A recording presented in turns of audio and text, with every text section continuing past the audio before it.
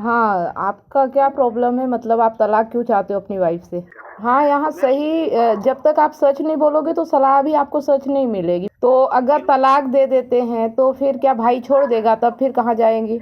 नहीं नहीं, उनकी पत्नी तो है, मतलब जब इनका डिवोर्स हो जाएगा तब तो वो यहाँ से चली जाएगी, है ना? हाँ तो उसके बाद फिर इनके भाई का क्या खत्म हो जाएगा? ऐसा थोड़ी होता है, वो तो चलता ही रहेगा, है ना?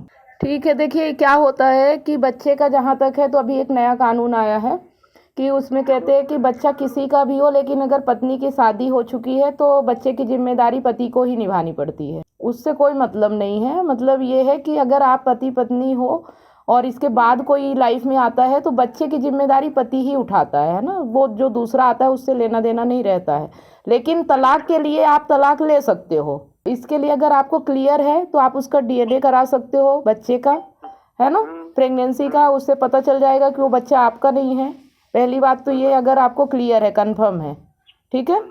और दूसरी चीज़ कि आपके पास प्रूफ होना चाहिए। आपके घर की बात है तो आपके पास प्रूफ भी होना चाहिए, क्योंकि आप वीडियो रिकॉर्डिंग कर सकते हो, ऑडियो रिकॉर्डिंग कर सकते हो, कोई दिक्कत नहीं। और दूसरी एक तो ये हो गया कि वो एडल्ट्री में है, दूसरे से अवैध संबंध है ना, ये एक तलाक का आधार बनता है। और दूसरा ये है कि आपके सेक्सुअल संबंध भी नहीं है, तो ये भी आपके पास प्रूफ होना चाहिए कि जब आप उनसे बात करो तो वो कहे कि मुझे टच मत करो, मेरे पास मत आओ, मैं तुमसे नहीं रहना चाहती, ऐसे, तो वो भी रिकॉर्डिंग होनी चाहिए या वीडियो होना चाहिए, ठीक है। तो आप मना नहीं, इसका मतलब अब वो किसी तरह से मना नहीं करेगी इनको, है ना?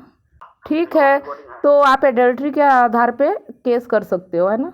नहीं, कोई वो नहीं रहेगा। एडल्ट्री का मतलब होता है कि अगर अवैध संबंध है तो पति नहीं रहना चाहता है, इसलिए उसे तलाक चाहिए। अब एडल्ट्री है तो उसे फिर एक तरह से ये भी रहता है ना कि मेंटेनेंस वगैरह नहीं देना चाहिए, क्योंकि वो अब किसी और के साथ है ना? तो ऐसी औरत को फिर मेंटेनेंस किस बेस पे मिले? अगर अकेली हो, परेशान हो, तो वो अलग बात होती है कि उसे मेंटेनेंस दिलाया भी जाए। पर अभी ये कानून है, देखो मेंटेनेंस के लिए क्या होगा वो तो नहीं कहा जा सकता, लेकिन तलाक का आधार बनता है। अगर आपके पास प्रूफ है तो झूठा केस आज के समय में नहीं चलता है ना। झूठा केस लगाएगी तो उसके पास भी प्रूफ होना चाहिए। अगर कुछ गलत नहीं है, आप लोग कुछ उसको परेशान नहीं कर रहे हो, तो झूठा केस किस बेस पे लगाएगी? हाँ ठीक है, मतलब आप जो भी करो उसके लिए आपके पास सबूत होना बहुत ज़रूरी है। ठीक है, आप एक वकील कर लो अच्छा सा, और बाकी की जानकारी वो आपको दे देंगे, सारी कानूनी जानकारी क्या क्या होती है। हाँ, आप लोग कार्रवाई कर सकते हो एडल्ट्री के बेस पे। बाकी अगर आप लोग उसके साथ गलत नहीं कर रहे हो तो झूठा केस नहीं चलता है। नहीं, वो नहीं बोल रहे। अगर वो आप लोगों पे झूठा केस करती है तो वो उसके पास भी तो सबूत होना चाहिए ना, है ना?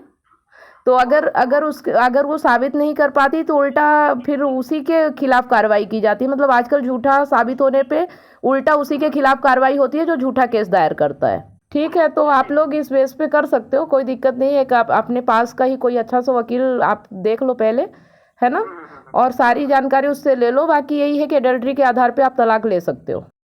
इतनी सारी काउंसलिंग करने के बाद मुझे रियलाइज हुआ कि लोग अपने रिलेशनशिप और लाइफ से कितने ज्यादा परेशान हैं। जबकि मैंने अपने YouTube चैनल और Facebook पेज पर हजारों वीडियो रिलेशनशिप से रिलेटिव फ्री में डाल रखी हैं, फिर भी लोग पर्सनल काउंसलिंग चाहते हैं। नमस्कार दोस्तों, मैं कमलेश सोनी एक रिलेशनशिप कोच हूँ। 2019 से लेकर आज तक हजारों लोगों को मैंने फोन पर मदद किया है, जो लोग अपने रिलेशनशिप प्रॉब्लम्स को लेकर मुझे कॉन्टेक्ट करते हैं। अब मेरा ये मिशन है, जो लोग रिलेशनशिप प्रॉब्लम्स को लेकर हताश और निराश है, ऐसे लोगों की मैं मदद करूं, ताकि लोग अपने रिलेशनशिप को खुद ही ठीक कर सके और जीवन में हमेशा खुश रहें, ना कि निराशा की ओर आगे बढ़े। जिस तरह से आपको बीमारी ठीक करने के लिए एक्सपर्ट डॉक्टर की जरूरत होती है, वो चेकअप करके आपका इलाज करता है, उसी तरह से आपको एक काउंसलर की जरूरत पड़ती है आपकी एग्जैक्ट प्रॉब्लम को समझकर उसका सलूशन देने के लिए। तो आप दिए गए नंबर पर काउंसलिंग के लिए अपॉइंटमेंट बुक करा सकते हैं।